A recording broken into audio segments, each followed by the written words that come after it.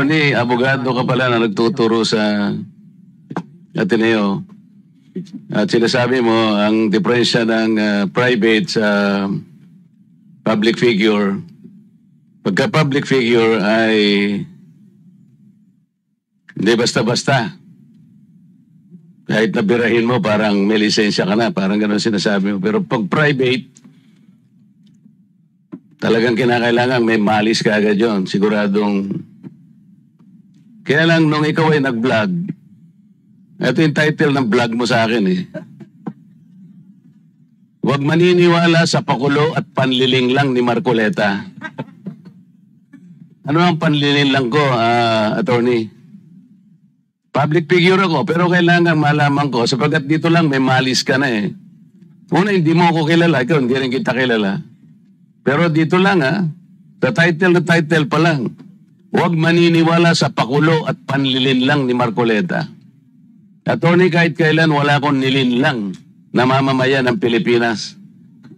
Wala kang karapatan na akusahan mo ako ng ganito. Kung ang pinag-uusapan ay gusto mo lang ma-informahan ang mga nagpa-follow sa'yo kung sino-sinong maraming nagpa-follow. Pwede mo ba sagutin ito muna? Ano yung panlilin lang na sinasabi mo rito? Marami na po kasi akong naging hindi ko ano yung particular na. Ito pakikita ko sa iyo, ayan hindi ko po alam kung anong particular doon na. Attorney, gumawa ka ng vlog. Yes po, ako po. Responsibilidad mo sa public ito, lalong-lalo na yung naniniwala sa iyo. Hindi ko maniwala kung paano mo silang napaniwala. Pero itong sinabi mong ito, may pakulo ako at panlilin lang. Ito yung sagutin mo. Hindi ako naniniwalang hindi mo naalala ito. Mr. Chair? Mr. Chair? Go ahead. Actually po, dun yata yan sa rally ng Iglesia ni Cristo na naging subject din ako po ng programa ninyo sa yung 20 kasama Honorable Congressman Marcoleta. Ako po yung naging subject nyo doon ni Saganang Mamamayan. Kasi ako yung nag-comment na sabi ko, dapat yung Iglesia ni Cristo kung talagang malaki yung mobilization nila, doon nila gawin sa Luneta, huwag sa Liwasan. Yun yung kasi, pag sa Liwasan... Attorney, huwag mong nililihis ang usapan, ano? Ang pinag-uusapan yung panlilin lang na sinasabi mo at pakulo. Walang kinalaman yung rally ng INC dito.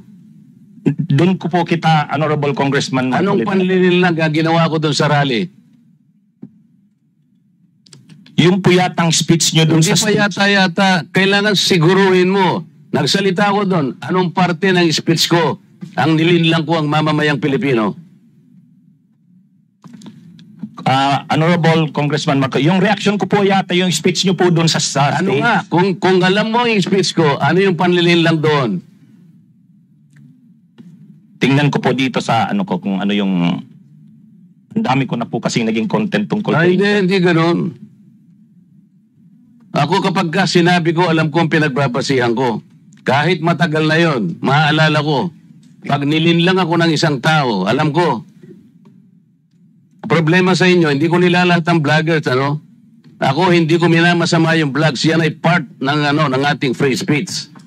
Expression. At yan ay ginagaranti ng ating saligang batas. Totoo naman na kapag ka-public figures, hindi dapat balat sibuyas. Hindi kagaya ng balat sibuyas ni Kong Barbers, alam ko yan. Pero hindi nangangahulugan. Kailangan i-establish ninyo. I-establish mo. Ikaw ay abogado pa rin, kagaya na sinasabi mo, nagtuturo ka pa sa isang reputabling institusyon. At pagkatapos, tinatanong ko lang ngayon, ikaw ang nagbablog, Basta po tungkol po talaga yung naging topic ko po kayo tungkol dun sa rally ng Ano ANC. nga yung sinabi ko sa rally na nanilang ako ng Pilipino? Wala ka man lang maisip?